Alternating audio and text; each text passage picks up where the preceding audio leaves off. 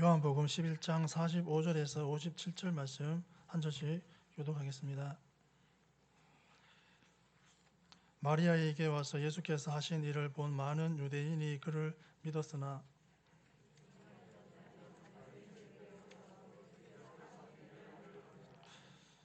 이에 대제사장들과 바리새인들이 공의를 모으고 이르되 이 사람이 많은 표적을 행하니 우리가 어떻게 하겠느냐.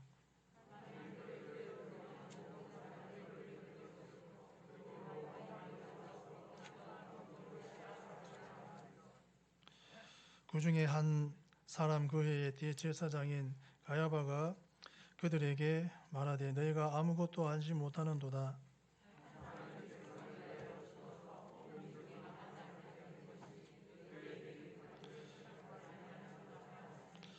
이 말은 스스로 함이 아니요 그 해의 대제사장이므로 예수께서 그 민족을 위하시고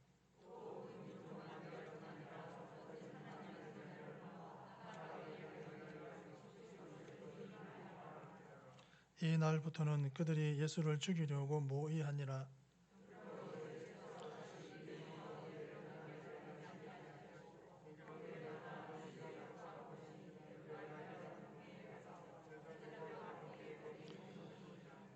유대인의 유월절이 가까움에 많은 사람이 자기를 성결하게 하기 위하여 유월절 전에 시골에서 예루살렘으로 올라갔더니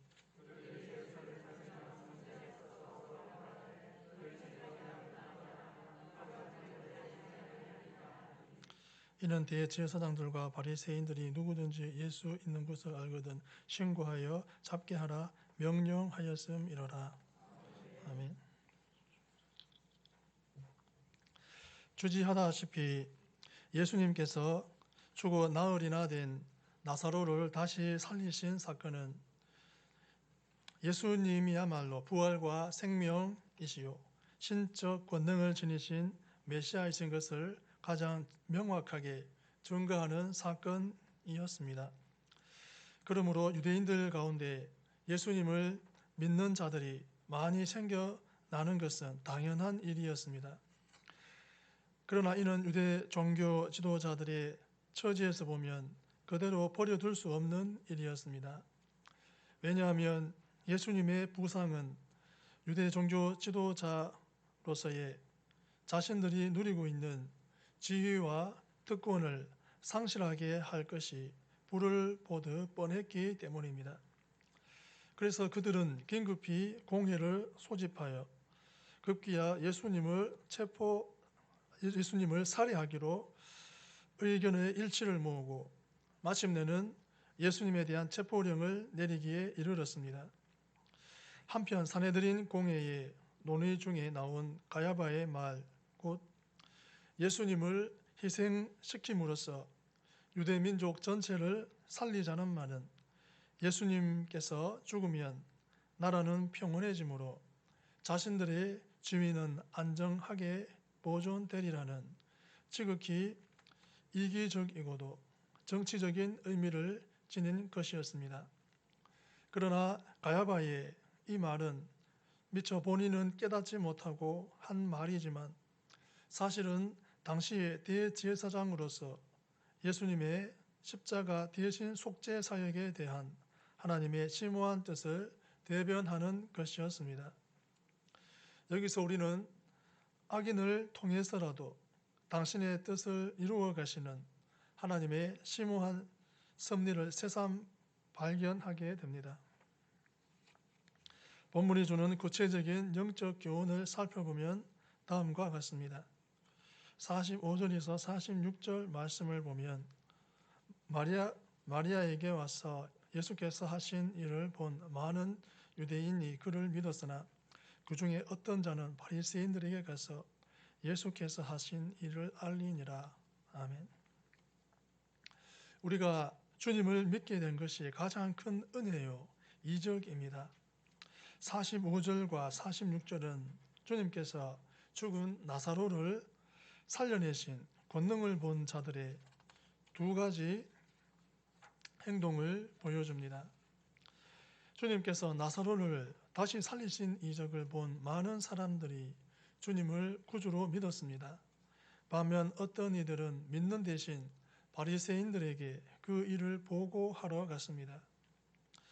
여러분, 주님은 나사로와 부자의 비유를 들려주시면서 주님이 죽은 자를 다시 살려내도 믿지 않을 자들이 있다고 하셨습니다. 바리새인들에게 보고하러 간 자들이 그런 자들입니다. 그들은 바리새인들이 주님을 감시하도록 파송한 무리였던 것 같습니다. 그들은 또한 주님을 조롱한 자들이었습니다. 주님이 시각장애인의 눈을 뜨게 해주면서 병든 나사로는 살릴 수 없는 가짜 구세주라고 빈정거리던 자들이었습니다. 그런데 주님께서 막상 죽은 나사로를 살려내시자 주님을 구주로 믿는 대신 주님을 죽이려는 자들에게 보고만 하는데 몰두한 무지하고 강팍한 마음을 지닌 자들입니다. 그런데 성도 여러분, 나사로의 부활을 목격하고 주님을 믿게 된 사람들은 어떤 사람들입니까? 나사로 집에 온 모든 조문객들이었습니까? 아닙니다. 마리아를 뒤쫓아와 함께 무덤에 가서 진심으로 울어주려고 온 사람들만 주님 기적을 목격했습니다. 그렇다면 또 그 나사로를 다시 살리신 것을 본 모든 사람이 주님을 끝까지 믿었을까요? 아닙니다. 성경은 이처럼 부활의 이적을 보고 주님을 믿었던 자들이 최소한 500명이 넘었다고 증언합니다. 그러나 주님이 승천하신 후에는 오직 120명만이 주님께서 기다리라고 하신 성령 세례를 받고 초대교회의 일원이 되었음을 성경은 증거합니다. 그러므로 끝까지 주님을 믿고 진정으로 하나님의 자녀가 되는 복을 받은 사람들은 매우 적었습니다. 즉 나사로를 되살리는 기적을 보고 믿은 사람들은 소수밖에 남지 않았다는 사실입니다. 여러분, 우리 교회가 큰 기적을 일으키면 많은 사람이 주님을 믿을 것으로 생각합니다. 그러나 믿음이란 주님의 인격을 사랑하고 그 인격과 가르치심에 순종하는 것을 가리킵니다. 그러므로 오직 육신적인 눈으로 주님을 믿는 자들은 진정으로 주님을 믿는 것이 아닙니다. 일시적인 호기심과 감정으로 주님을 믿다가 재미없으면 다시 믿음을 버리는 자들이 됩니다. 진정한 믿음은 자신의 전인격으로 주님을 경외하고 사랑합니다. 그러므로 그 마음 중심이 성령님과 말씀으로 거듭나지 못한 사람들은 아무리 큰 기적을 보고 체험했다 하더라도 주님을 진정으로 믿는 자가 될 수 없습니다. 성도 여러분, 이렇게 볼 때 주님을 진정으로 믿고 사랑하는 우리는 그야말로 하나님께 선택받은 축복된 자들입니다. 우리가 주님을 믿게 된 것은 가장 큰 은혜요, 이적입니다.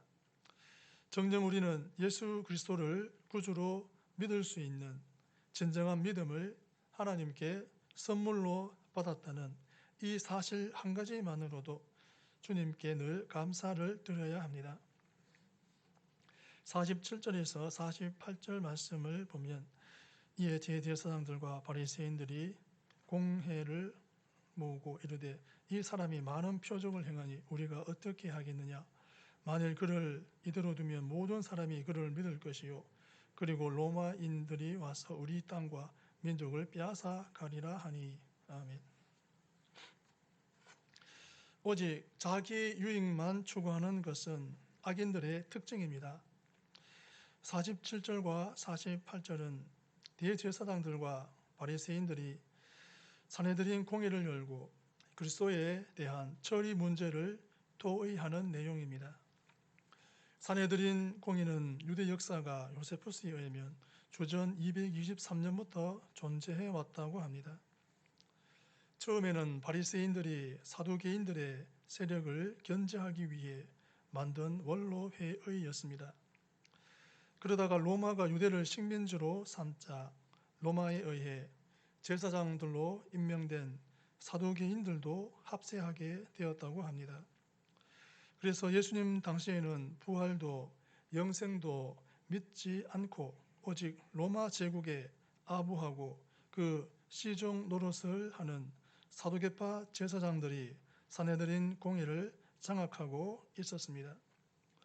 그러므로 산헤드린 공회는 그리스도께서 죽은 나사로까지 살려냈다는 소식을 듣고 본격적으로 그리스도를 제거하려는 계획을 세우고자 모였습니다. 여러분, 이들은 그리스도를 믿는 백성들이 많아지는 것을 몹시 두려워했습니다. 그 이유는 백성들이 그리스도를 앞세워 반로마 폭동을 일으킬 가능성이 크다고 생각했기 때문입니다. 그렇게 되면 식민지의 반란에 대해서는 무자비하게 진압하는 로마에 의해 유대는 짓밟히게 될 것이고 자신들의 모든 기득권도 상실될 것이었습니다. 그러므로 그들은 자신들의 기득권 수호에 위협이 되는 주님을 어떻게 처리할지를 논의했습니다. 주님은 전에 나사로가 병들었다는 소식을 듣고 당신의 영광 얻을 때가 가까이 왔다는 말씀을 하셨습니다.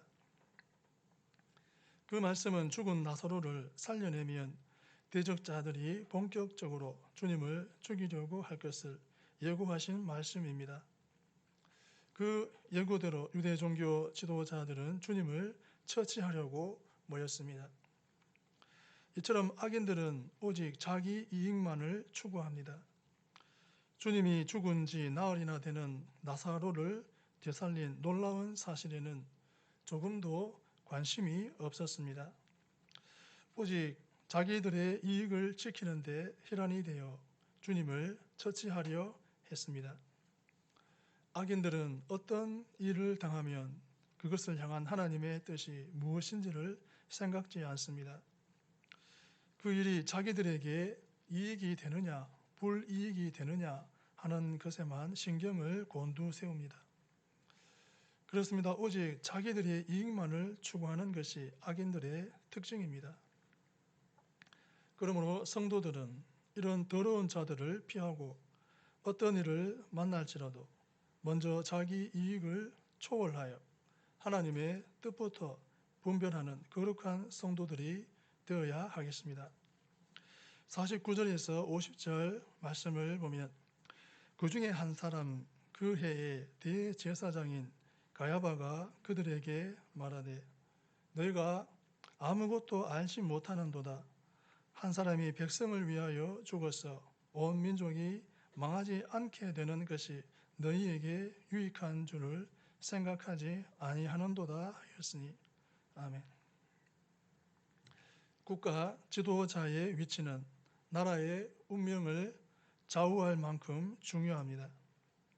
49절과 50절은 대제사장 가야바가 공회원들로 하여금 그리스도를 죽이도록 결정하도록 부추기는 내용입니다. 가야바는 주후 18년에서 36년까지 무려 18년간 대제사장으로 있던 자입니다. 그는 장인 안나스와 함께 유대 지도자 중 두목 노릇을 했습니다.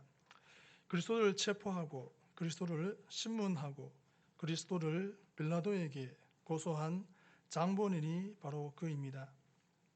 가야바는 공회원들이 그리스도의 처리 문제를 가지고 토론만 하는 것이 매우 못마땅했습니다. 그래서 공회의 의장격인 자기가 일어나 공회원들로 하여금 그리스도를 죽일 것을 결단하도록 이끌었습니다. 가야바는 먼저 공회원들에게 너희가 아무것도 알지 못하는도다 라고 책망했습니다. 이 말은 무식하고 어리석은 바보 같은 자들이라는 의미를 지닌 욕설입니다. 가야바는 공회원들이 빨리 결정을 내리지 못하고 있는 것을 책망했습니다. 교만한 자세로 같은 공회원들을 어리석고 무식한 자들이라고 깔보았습니다. 여러분, 참 목자 되신 우리 주님이 창녀나 세리나 죄인들에게 온유하게 대하신 것과 비교해 보십시오. 악한 지도자들은 백성을 위한 마음은 없고 오직 군림하려는 마음만 있습니다. 다음으로 가야바는 그리스도가 죽어야만 온 민족이 망하지 않게 된다고 역설했습니다. 그 역시 그리스도가 백성을 선동하여 반로마 폭동을 일으킬 자로 간주했습니다. 그래서 반드시 그리스도를 죽여야 할 것을 공회원들에게 촉구했습니다. 이러한 가야바의 선동으로 인해 사내들인 공회는 결국 그리스도를 죽이기로 하고 살해 계획을 세우게 되었습니다. 여러분, 그렇다면 가야바의 말처럼 그리스도를 제거함으로 유대가 평안을 얻게 되었습니까? 아닙니다. 사실은 그 정반대입니다. 가야바는 유대 민족을 안전하게 보호하는 길로 인도한 것이 아니라 반대로 망하는 길로 인도했습니다. 그리스도를 십자가에 죽인 후 유대 사회에는 사랑과 인내와 하나님을 의지하는 믿음 대신 폭력과 바라바 같은 자들이 많이 발생하게 됐습니다. 그래서 걸핏하면 로마에 대해 폭동을 일으켰습니다. 이에 염증을 느낀 로마는 식민지 유대를 아예 초토화하기로 하고 주후 70년 티투스 장군을 보내 110만 명에 이르는 유대인들을 학살하고 성전을 파괴하여 밭으로 만들고 수많은 유대인을 노예로 잡아갔습니다. 그리고 나머지 백성들은 타국으로 뿔뿔이 흩어져 피신했습니다. 결국 유대 나라는 역사적으로 멸망하게 되었습니다. 만일 가야바 같은 지도자들이 그리스도를 존중하고 그 사랑의 가르침을 따르라고 백성들에게 권했다면 유대 민족은 하나님의 선한 섭리로 인해 평화롭게 독립을 얻었을 터입니다. 그러나 유대는 악한 지도자를 만나 멸망의 길로 갔습니다. 이처럼 국가 지도자의 위치는 나라의 운명을 좌우할 만큼 중요합니다. 어떤 지도자를 만나느냐에 따라 나라가 흥하기도 하고 망하기도 합니다. 오늘날에도 악한 지도자를 만나 나라가 큰 위기를 만나는 경우를 우리는 종종 보고 듣습니다. 그러므로 우리는 무엇보다 좋은 지도자를 만날 수 있도록 기도해야 합니다. 또 스스로 지도자로 자처하거나 지도자의 길을 걸으려는 사람은 자신이 정녕 사심없이 백성을 위하는지를 살펴야 합니다. 아울러 백성들은 지도자를 선택할 때 모든 이해관계를 초월하여 정말 나라와 백성을 위할 수 있는 그런 지도자를 선택해야 하겠습니다. 56절과 57절 말씀을 보면 그들이 예수를 찾으며 성전에 서서 서로 말하되 너희 생각에는 어떠하냐? 그가 명절에 오지 아니하겠느냐 하니 이는 대제사장들과 바리새인들이 누구든지 예수 있는 곳을 알거든 신고하여 잡게 하라 명령하였음이로라. 아멘. 우리는 주님의 선한 싸움에 구경꾼들이 아니라 군사로서 참여해야 합니다. 56절은 유월절이 가까이 오자 백성들이 주님의 행방에 대해 서로 토론하는 내용입니다. 유월절에는 수많은 사람이 유대 땅 각지와 외국에서부터 예루살렘으로 몰려듭니다. 그것은 하나님의 성전이 있는 예루살렘에서 절기를 지키기 위함입니다. 그런데 유월절을 지키기 위해서는 먼저 자신을 정결하게 하는 결례가 필요했습니다. 즉 성전에 제물을 드림으로써 자신을 정결케 하는 일을 유월절 전에 미리 행합니다. 그런 이유로 그 정결 규례를 행하려는 사람들이 성전들에 모이게 되었습니다. 그런데 당시 모인 백성들의 관심은 과연 예수님께서 유월절을 지키시려고 예루살렘으로 오실지 안 오실지에 대한 것이었습니다. 왜냐하면 산헤드린 공회가 그리스도를 공식적으로 체포하라는 명령을 내렸기 때문입니다. 예수님의 목에는 이미 현상금이 걸려 있었습니다. 그래서 가룟 유다가 그 현상금을 탐내어 후에 주님을 밀고 했습니다. 여튼 백성들은 그리스도와 산헤드린 간의 싸움을 흥미진진하게 구경하려고 했습니다. 아마 주님이 예루살렘에 오실지 안 오실지에 대해 내기를 하는 이들이 있었을지도 모르는 일입니다. 성도 여러분, 이런 사람들은 단지 구경꾼들에 불과합니다. 그리스도의 선한 싸움의 구경꾼들 말입니다. 주님 편에 서서 도마처럼 우리도 죽으러 가자고 외치는 사람은 찾아보기 어려웠습니다. 성도 여러분, 주님이 원하시는 사람은 구경꾼들이 아니라 주님의 충성된 군사로 자원하는 사람입니다. 우리 교회에도 이런 구경꾼들이 많아서는 안 되겠습니다. 갈수록 교회에 출석만 하고 목회자의 설교만 듣고 가는 그런 구경꾼 성도들이 점점 많아지니 안타까운 노릇입니다. 교회의 일과 문제는 목회자나 장로님들이 알아서 하리라고 여기고 그저 구경만 하는 성도들이 적지 않습니다. 성도 여러분, 그리스도와 사단 간의 싸움은 아직도 끝나지 않았습니다. 주님 재림하실 때까지 교회를 통해 계속됩니다. 우리 모두 이기적인 생각을 버리고 그리스도의 선한 싸움에 함께 참여하는 그리스도의 선한 군사들이 됩시다. 교회의 직분을 받아 충성하고 교회에 문제가 있으면 하나님 뜻 안에서 목회자와 함께 해결해 나가는 성도들이 되어야 하겠습니다. 구경꾼들에게는 결코 주님의 상급이 주어지지 않는다는 사실을 유념합시다. 유대 종교 지도자들은 평소에 주님이 메시아라는 하늘의 표적을 보여달라고 끈질기게 요청했었습니다. 주님이 죽은 지 나흘이나 되는 나사로를 다시 살려내신 일이야말로 그분이 메시아라는 큰 표적이요 증거였습니다. 그러나 그 소식을 들은 종교 지도자들은 오히려 그리스도를 죽이기로 결의했습니다. 전에는 거짓 메시아라고 핍박을 한 그들이 진짜 메시아이기에 죽이려고 했습니다. 여러분, 이처럼 사단에게 미혹된 자들은 무슨 일이 있어도 그리스도를 믿지 않습니다. 오히려 더욱 해하려 할 뿐입니다. 우리는 주님께서 허다한 사람 중에 우리를 택하여 주님 편에 속하게 해주신 은혜에 참으로 감사를 드려야 하겠습니다. 그리스도 편에 속하는 일은 인간의 노력으로 되는 일이 아닙니다.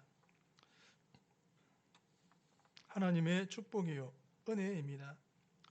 우리 모두 주님께 속한 자답게 어두운 권세와 싸우는 주님의 군사들이 됩시다.